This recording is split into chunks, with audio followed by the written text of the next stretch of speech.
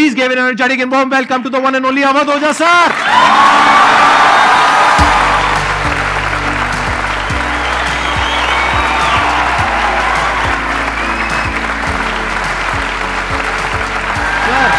Sir hello sir, क्या हाल चाल? बैठिए जी, बैठिए। आइए। Thank you. इससे पहले कि ऑडियंस आपसे कुछ क्वेश्चंस पूछे, मेरे माइंड में एक क्वेश्चन आ रहा है। आईएएस में कितने लोग हैं जो हर साल उसके लिए अपीयर करते हैं? 5 से 6 लाख के आसपास। और सीट्स कितनी है? 1000 अप्रोक्सीमेटली। तो जिनका हो जाता है उनके बारे में तो सब बात करते हैं, जिनका नहीं होता है, जिन्होंने पूरी जान लगाई और जिनका नहीं हुआ, उनका क्या होता है? उनके रिश्तेदार उनकी चिंता करते हैं। वो फिर उनकी चिंता करते हैं। नहीं, मैं आ रहा हूं, मैं आपके क्वेश्चन पे आ रहा हूं। ये पॉइंट इंटरेस्टिंग है, मैं समझना चाहूंगा कैसे। मैं बता रहा हूं। हाँ। मैं दोनों मुद्दों पे बता। हम सब हारने से डरते हैं, और मजेदार बात है कि वो डर हमारी हार की वजह बनता है। 98% केसेस में हारने से क्यों डरते हैं? क्योंकि हम जानते हैं अगर हम हारेंगे तो जो पीछे 3 लोग बैठे हैं ना, रिश्तेदार, रिलेटिव्स और फ्रेंड, वो जीने नहीं देंगे। आप जब भी आईएएस की तैयारी करें, पहला अटेम्प्ट आपका सीरियस अटेम्प्ट होना चाहिए। आपने तैयारी किया, बेसिक्स तैयार किए, आपने एडवांस कोर्स तैयार किया, आपने कम से कम मेंस के 1000 आंसर्स लिखे हैं और मिनिमम 10,000 प्रीलिम्स के क्वेश्चंस आप सॉल्व कर चुके हैं, तब आप एग्जाम देने जाइए। सिर्फ एक अटेम्प्ट दीजिए। जिसने भी पहला अटेम्प्ट सीरियस दिया, उसको दोबारा तैयारी नहीं करनी पड़ती, रिवीजन करना पड़ता है। भाई आप देखो ना, जितने सारे सेलेक्ट लड़के होते हैं उसमें बहुत सारे नौकरी कर रहे होते हैं, जॉब कर रहे होते हैं। कुछ लोग मुझसे पूछते हैं सर जॉब करते वक्त तैयारी हो सकती है? नहीं, जॉब करते वक्त तैयारी तो नहीं हो सकती, जॉब करते वक्त रिवीजन हो सकता है। 3 hours per day, 4 hours per day. तो मेरी एडवाइस ये है, क्योंकि ये एक बहुत रिस्की खेल है ये। मैं खुद ही बाहर हुआ, और फिर मैं कितने लोगों को देखता हूं जो 5-5, 6-6 अटेम्प्ट के बाद बाहर होते हैं। तो जिनको भी इस गेम में शामिल होना है, एक अटेम्प्ट सीरियसली आपका होता है, बहुत अच्छा है। आपको मैक्सिमम रिस्क लेना है तो आप 2 ले लो, उसके बाद आप अपना काम शुरू करो, जो आपका सेकंड लाइन थॉट था। कोई लॉयर बनना चाहता है, कोई मेडिकल लाइन में जाना चाहता है, कोई मतलब जो भी आप एंटरप्रेन्योर बनना चाहते हैं, आप करो, लेकिन अपने वो रिवीजन वाले 4 hour बचा के रखो। आपने कितने अटेम्प्ट्स दिए थे सर? 4 अटेम्प्ट्स आपने दिए थे। और आपने कहीं से कोचिंग ली थी, यानी लाखों रुपए दिए थे कोचिंग में? नहीं, तब लाखों नहीं थे, तब हजारों थे। अच्छा, हजारों रुपए आपने खर्च करे थे, और आप एक मिडिल क्लास बैकग्राउंड से थे। तो टोटल 4 साल में आपका कितना पैसा लग गया होगा? रहना, खाना, पीना, और आपने तो पूरी तैयारी करी होगी, साथ में कुछ और नहीं किया होगा? I think so. कुछ नहीं किया, बिल्कुल। तो कितना आपका 4 साल में अच्छा खासा पैसा? 5-6 लाख रुपए लगे। 5-6 लाख रुपए उस समय लगे।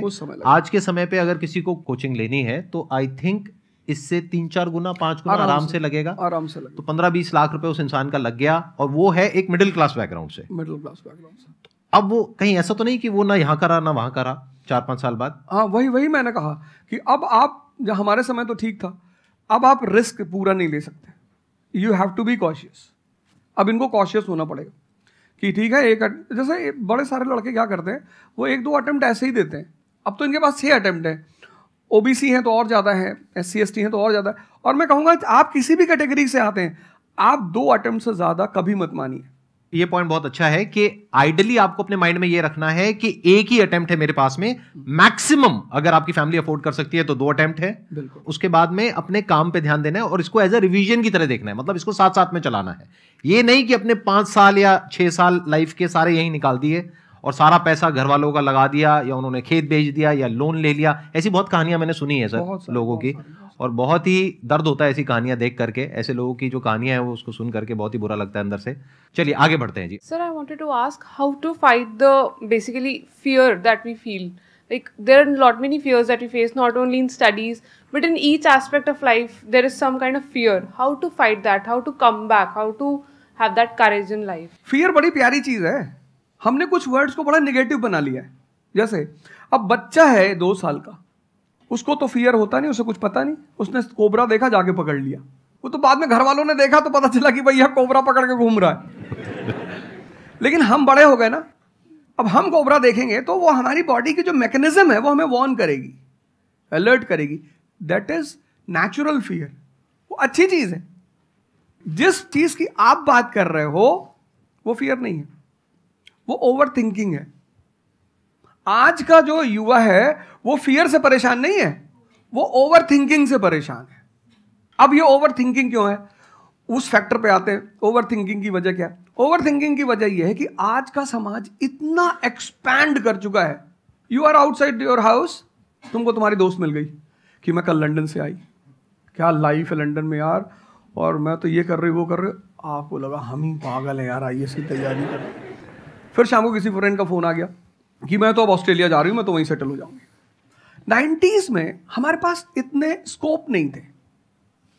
हमारी जो लाइफ थी वहां ओवर थिंकिंग इसलिए नहीं थी, आपने भी सर देखा होगा, क्योंकि हमारे पास इतने स्कोप नहीं थे। आज तुम्हारी जनरेशन में यू हैव मल्टीपल फील्ड्स, मतलब इतने सारे फील्ड्स ओपन है।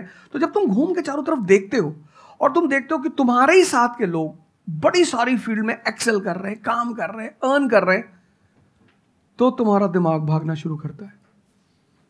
फिर क्या होता है, हमारे पेरेंट्स हमसे ज्यादा ओवर थिंकिंग करते हैं, क्योंकि बड़े हमको लेकर कॉशियस होते हैं। हाँ। एक हमने ओवर थिंकिंग की, हम अपना संभाल लें किसी तरह। हम घर के अंदर गए, मम्मी रो रही है कि वो निशा मिली थी, 20 लाख का पैकेज है उसका। दूसरा प्रेशर तुम्हारे ऊपर आ गया। ये जो प्रेशर हम मल्टीपल फेस करते हैं, तो एक तुम्हारा प्रेशर, एक माँ बाप का प्रेशर। पता लगा बुआ जी ने रात में फोन कर दिया, क्या कर रही हो जी? तुम सारे लोग प्रेशर से लड़ रहे हो इस वक्त, मल्टीपल फ्रंट पे। ये कोई फियर उयर नहीं है। ये प्रेशर दूर कैसे होगा, इस पे थोड़ी सी बात कर ले। जहां इंटरनल ताकत है वहां कॉन्फिडेंस है। आज का युवा क्या कर रहा है, बादाम का तेल लगा रहा है, बादाम की क्रीम लगा रहा है, बादाम का साबुन लगा रहा है, खा रहा गुटखा।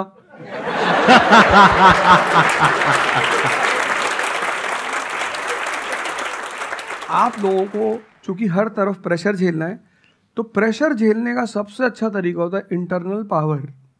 तभी तो मैं जहां भी जाता हूं एक चीज रिपीट करता हूं, योगा करो, ध्यान करो। ध्यान करोगे मन ताकतवर हो जाएगा। सर, आपने जैसे कि अभी बोला कि मेंटल स्टेट के लिए एक्सरसाइज करो, योगा करो। तो पहले तो मैं फिजियोथेरेपिस्ट हूँ, ठीक है। मैं सुबह से मतलब योगा एक्सरसाइज मेरा डेली रूटीन है, करना भी और कराना भी। उसके बाद भी at the end of the day मैं डिप्रेस हो जाती हूँ। ये नहीं कि मन नहीं लगता, इस चीज़ में ही मन लगता है, फैमिली से भी पूरा मन लगता है, ठीक है। उसके बाद भी end of the day depress हो जाती हूँ। तो उसको डिप्रेशन कैसे कम करी जाए? हम किसके साथ रहते हैं वो बहुत इंपॉर्टेंट है। मेरे एक दोस्त मेरे साथ आ रहे थे आज से करीब 7-8 साल पहले, धौला कुआं से। रात का टाइम था और हम दोनों, मैं गाड़ी चला रहा था, हम इंडिया गेट के सामने से निकले तो उन्होंने मुझसे कहा कि अब हम बुढ़े हो गए हैं। मैंने गाड़ी रोकी, मैंने कहा उतरो। तो उन्होंने कहा कि क्या हुआ? मैंने कहा उतरो, तो उतरो जरा। उतर गए, मैंने दरवाजा बंद करो, चले गए। आज तक मैंने उनसे बात नहीं की। वो सब पूछते हैं आज, अब तो खैर बात ही नहीं होती, पर वो बहुत उन्होंने कोशिश की कि अवध क्या हुआ?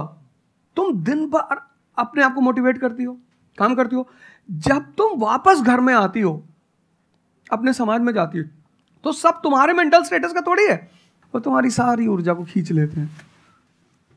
इसीलिए तो माँ बाप हमारी संगत पे बड़ा ध्यान देते हैं। तुम्हें लगता होगा कि माँ बाप कितने बदमाश हैं, माँ बाप भगवान हैं। उनका एक्सपीरियंस तुम अपने दोस्तों को लेके जाया करो उनके सामने।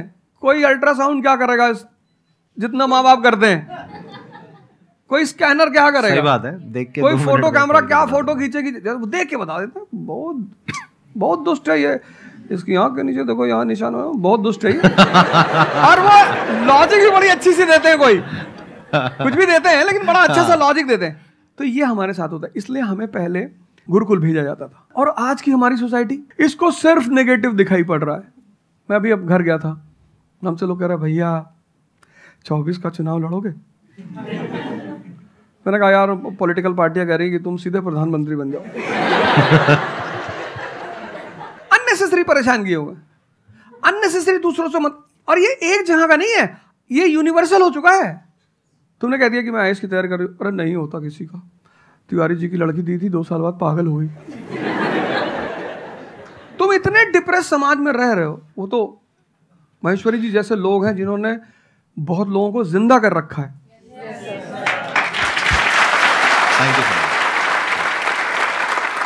जब आपको कोई सहारा नहीं होता, आपने टाइप किया संदीप महेश्वरी, एक वीडियो आ गया, आप रिलैक्स हो गए। जब आप इन्हें सुनते हो तो आपका टेम्परेचर हाई होता है। तो एक ही आदमी को आप सुनते हो ना जिससे टेम्परेचर हाई हुआ, हमको सुन लिया कुछ ज्यादा ही हाई हो गया। लेकिन 2 लोगों को छोड़ दो, 3 लोगों को छोड़ दो, 4 लोगों को, ऐसे 10-12 लोग हिंदुस्तान में है, पॉपुलेशन 1 बिलियन 50 करोड़। तो तुम 10 लोगों को सुनो और बाकी जो तुम्हारे साथ 500 जुड़े हैं वो तुम्हें तो नीचे ही ले जा रहे हैं। इससे बचो, अपनी सर्कल को थोड़ा सा रिजर्व करो। तुम किससे बात करते हो, कौन सा लिटरेचर पढ़ते हो, लिटरेचर पर ध्यान दो। जैसे मैं रश्मिरथ पढ़ता रहता हूँ, खाली हुआ प्रसादों के कनकाब शिखर होते कबूतरों के ही घर। ये जो बड़े बड़े मकान हैं, कभी किसी बाज को यहां रहते हुए देखा? कबूतर रहते हैं। क्या लाइन है, प्रसादों के कनकाब शिखर, कितने मतलब महलों के जो बड़े बड़े शिखर, उसमें सिर्फ कबूतर रहते हैं।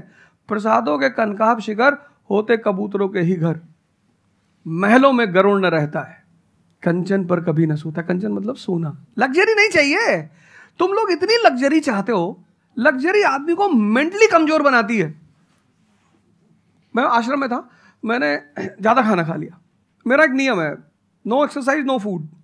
मतलब अगर मैं एक्सरसाइज नहीं करूंगा तो मैं खाना नहीं खाऊंगा। वहाँ एक बाबा जी, वो प्रेम में उन्होंने घी पे घी डालते चले, मैंने खा लो। फिर वो हुआ कि भाई यहाँ घूमेंगे, चारों तरफ जंगल है, डरा दिया इन लोगों ने। एक बार एक भालू एक आदमी की टांग काट के ले अरे मैंने कहा आज कोई भालू नहीं आएगा, मैं जाऊंगा। फिर मैंने 4-5 लोगों को तैयार किया अपने साथ, उनको थोड़ा मोटिवेट किया कि जंगल में घूमने से ऑक्सीजन लेवल बढ़ता है। वो लोग भी तैयार हो गए कि चलो। तो हमारे साथ एक साहब अमेरिका से आए हुए थे, वो भी वॉक करने निकले, बोले हम भी चलेंगे। मैंने कहा भाई साहब क्यों जा रहे हो? कहते हम भी चलेंगे। मैं उनका नाम नहीं लूंगा। 1 किलोमीटर के बाद उन्होंने मुझसे कहा मेरे बैग में यहाँ बहुत पेन हो रहा है। 1 किलोमीटर।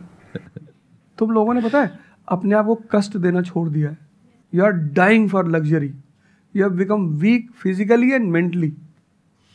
थोड़ा सा कष्ट दो अपने आप को, थोड़ा टेम्परेचर हाई रखो, थोड़ा बड़े टेम्परेचर वालों के साथ रहो। हमने अपने आप को कष्ट, हम कौन सी नॉवेल पढ़ रहे हैं? Half girlfriend. अच्छी है, अच्छी है, अच्छी, मैं ये नहीं कह रहा हूं, मैं कुछ बोल देता हूं। अच्छी है मतलब आपने पढ़ी है।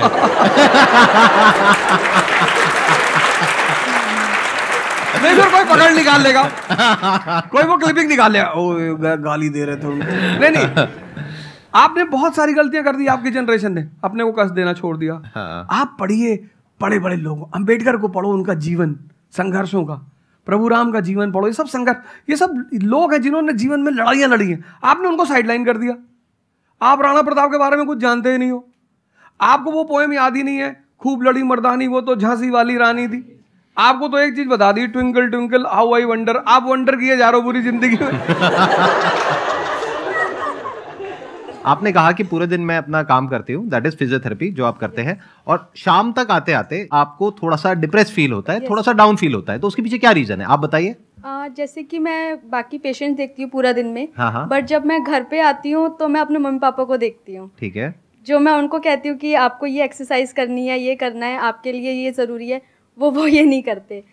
तो फिर वो मुझे डिप्रेस होता है कि मैं जब सबको सही करती हूँ और मैं अपने घर में ही सही नहीं कर पा रही। आप सबको सही नहीं करते हो, आप उन लोगों को सही करते हो जो आपके पास आते हैं। हाँ एग्जैक्टली। तो अगर आपके पेरेंट्स सही नहीं होना चाहते हैं तो उनको कौन सही करेगा? बेसिकली हमारी प्रॉब्लम क्या है कि जो नहीं करना चाहता उसको भी करवाना चाहते हैं। एग्जैक्टली। फॉर एग्जाम्पल आप में से यहाँ पे कुछ लोग बैठे हैं और बैठे हैं जो कहते हैं कि भाई आप कुछ भी बोल दो, हम तो जैसे थे वैसे ही रहेंगे, उखाड़ लो जो उखाड़ सकते हो, आप अकेले आ जाओ, आप साथ में हो जाओ, सर को ले आओ, आप 10 को ले आओ, हम तो नहीं बदलने वाले। उनका कोई कुछ कर सकता है? समझ गए? तो यहाँ पे किसका एक्चुअल में किसकी लाइफ बदलने वाली है? यहाँ पर हो सकता है कुछ साल बाद आप ही में से कोई यहाँ पर बैठा होगा, बट वो इंसान कौन होगा?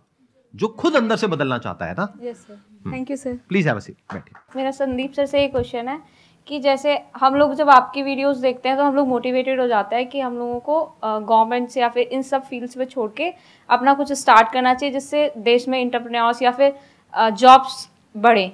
फिर हम लोग देखते हैं आप लोगों को कि भाई यूपीएससी में एक ऐसी पावर होती है जो हम करना चाहते हैं वहाँ पे हमको डायरेक्ट पावर मिलती है। जैसे कि मैं अगर एजुकेशन के फील्ड में कुछ अच्छा करना चाहती हूँ तो मेरे पास डायरेक्ट पावर होती है कि हम लोग वहाँ से कर सकते हैं। तो मैं ऐसा, मेरे पास ये क्वेश्चन फिर मतलब दोनों में कॉन्ट्राडिक्शन चलता रहता है। ना कॉन्ट्राडिक्शन नहीं चल रहा है, इसे कॉन्ट्राडिक्शन नहीं कहते, इसे कंफ्यूजन कहते हैं। मतलब एक गोल होता है ना, या फिर एक मतलब हमारे पास एक टारगेट होता है कि हम ये काम करने के लिए यूपीएससी में जा रहे हैं। नहीं, सरकार जो कहेगी वो करना है। हाँ, I was about to say that. आपका क्या गोल है? आप क्यों कर रहे हैं? आप नेता थोड़ी है, आपकी पार्टी का मैनिफेस्टो थोड़ी है, घोषणा पत्र। आप एक राजपत्रित अधिकारी हैं, गैजेटेड ऑफिसर। आपका जो मिनिस्टर होगा फोन मिलेगा, मैडम जी ये कस्तूरबा गांधी प्लान में अभी तक कितना काम हुआ? जी sir, I give the review in the evening sir. Okay, thank you, ठीक है मैडम, बाय, खत्म। सो आपका कहने का मतलब है कि जो सिविल सर्वेंट बनते हैं या आईएएस ऑफिसर बनते हैं उनके पास कोई पावर नहीं होती? पावर होती है जब तक जनता अपनी पावर नहीं समझती। आज की डेट में इस देश में पावरफुल कौन है? जनता। We the people of India solemnly resolve. Yes sir. ये जनता बेचारी पावर जानती है तो डीएम का ऑफिस में चले जाते, हुजूर इसको बेचारे को बताएं, नेता देखा, मेंबर ऑफ पार्लियामेंट देखा, क्या पैर छू लिए, तेरे फूफा है? नहीं भैया नहीं भैया, सांसद जी हैं। सांसद जी हैं तो क्यों पैर छू रहा है? तो पावर इस असलियत में इस देश की जनता के पास है। क्योंकि वो जानती नहीं है इसलिए तुमको इनके पास इनको काम करने का अधिकार है। ये है the right to work, the right to implement. लेकिन चूंकि जनता अपने अधिकार को नहीं जानती तो तुम्हें दूर से दिखाई पड़ता है कि यार आप बेटा कंफ्यूजन से बाहर आओ, ठीक है? और ग्लैमर मत देखो। आप बेसिकली पावर नहीं देख रहे हो, आप ग्लैमर देख रहे हो। आपको जो करना है उसको डिसाइड कर लो आप, और उस रास्ते पे आगे बढ़ो कि आप कल किसी भी फील्ड के मुकेश अंबानी बन जाओ, अडानी बन जाओ, वॉरेन बफेट बन जाओ, बिल गेट्स बन जाओ। इस रास्ते पे जाओ। Thank you sir. मैं यहाँ पे थोड़ा सा ऐड करता हूँ कि जो आपने बोला ना कि ये कॉन्ट्रडिक्शन है, सबसे पहले तो जो सर ने बोला कि ये कोई कॉन्ट्रडिक्शन नहीं है, ये कंफ्यूजन है, बिल्कुल सही बात है। अब कंफ्यूजन क्या है, उसकी जड़ क्या है? आप क्या कर रहे हो? आप बस हम लोगों की बातें सुन रहे हो। यहां से मैंने कुछ बोला, इन्होंने कुछ बोला, दोनों अलग अलग स्टैंड पॉइंट है। मतलब इस दुनिया में आर्ट्स भी है, साइंस भी है, कॉमर्स भी है। अब आप कहोगे अब तीनों में कॉन्ट्रडिक्शन है। अरे कॉन्ट्रडिक्शन नहीं है, अलग अलग लोगों के लिए अलग अलग स्ट्रीम्स है। डिपेंड्स अपॉन कि आपकी प्रेफरेंस क्या है, आपकी प्रायोरिटीज क्या है। तो आपको तीन चीजें देखनी पड़ेंगी, एक अपना पास्ट, अपना प्रेजेंट और अपना फ्यूचर।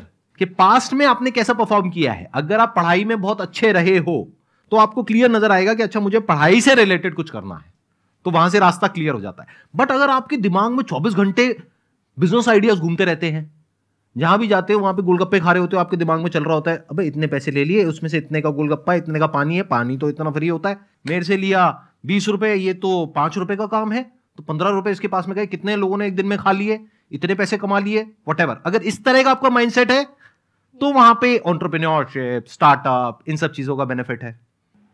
तो हर रास्ता हर एक के लिए नहीं होता है। तो ये आपको कैसे समझ आएगा? अपने पास्ट को देख करके। दूसरा, अपने प्रेजेंट को देखो कि आपके पास में क्या रिसोर्सेज हैं। सोचने से क्या होता है, आपको ये भी तो देखना पड़ेगा आपके पास में क्या रिसोर्सेज हैं। उसके बेस पर आप सोच सकते हो ना।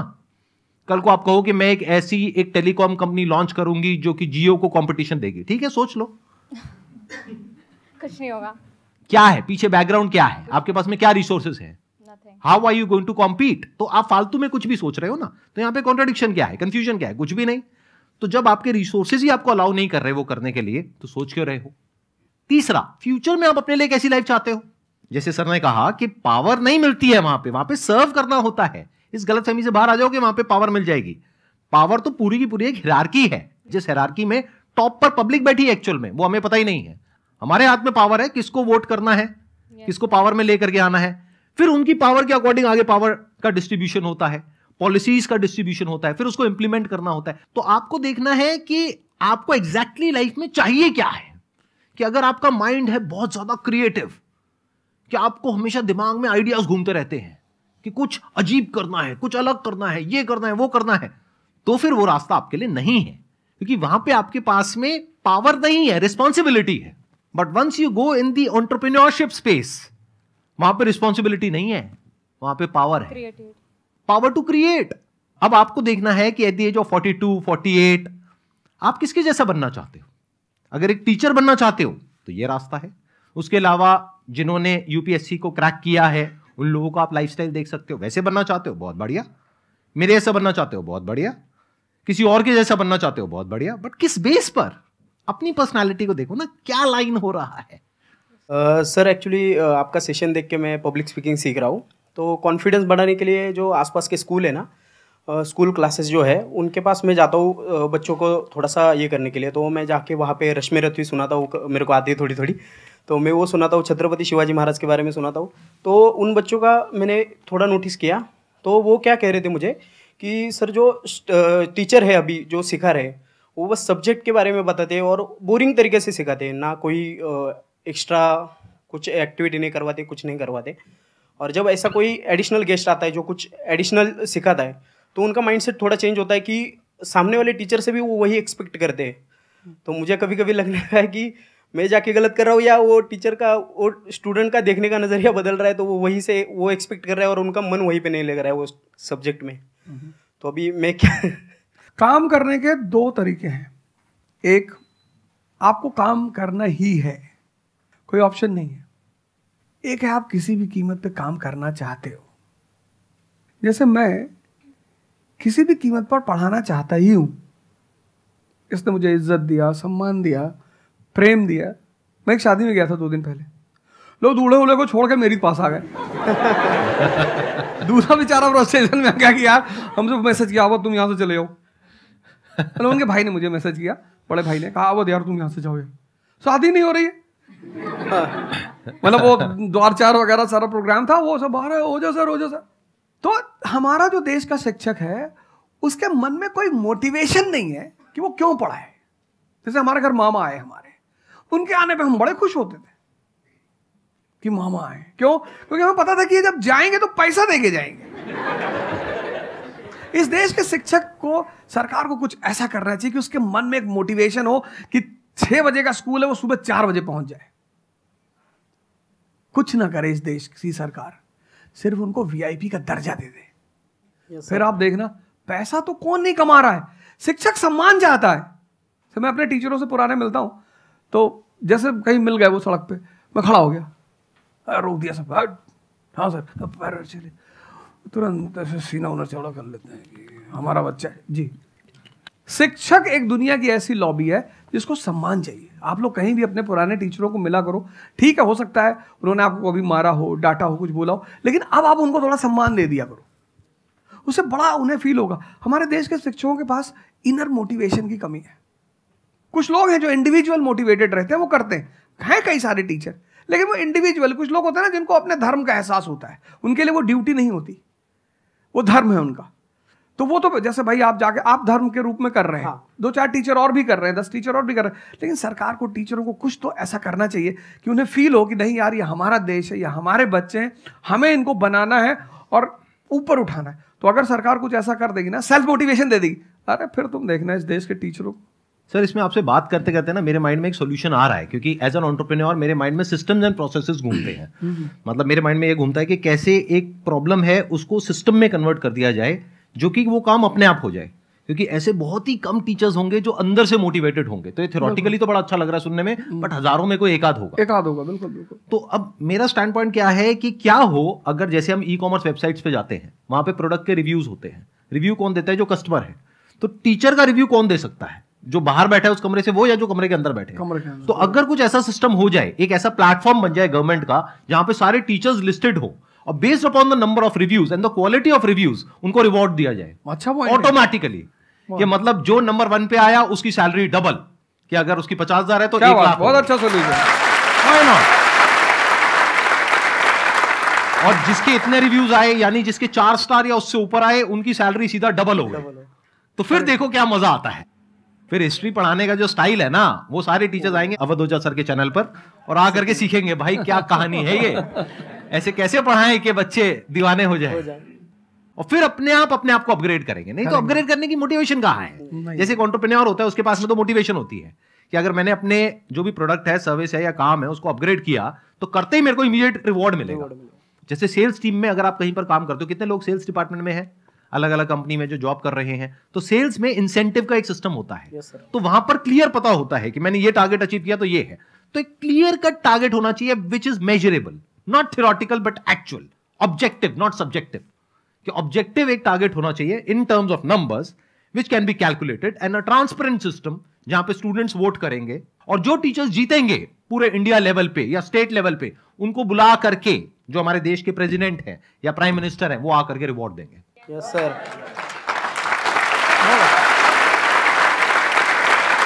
Thank you so much sir आने के लिए यहाँ पर, दिल से धन्यवाद। मुझे बड़ा अच्छा लगा आपसे बात करके। मुझे बहुत अच्छा लगा यहाँ पे। Thank you sir.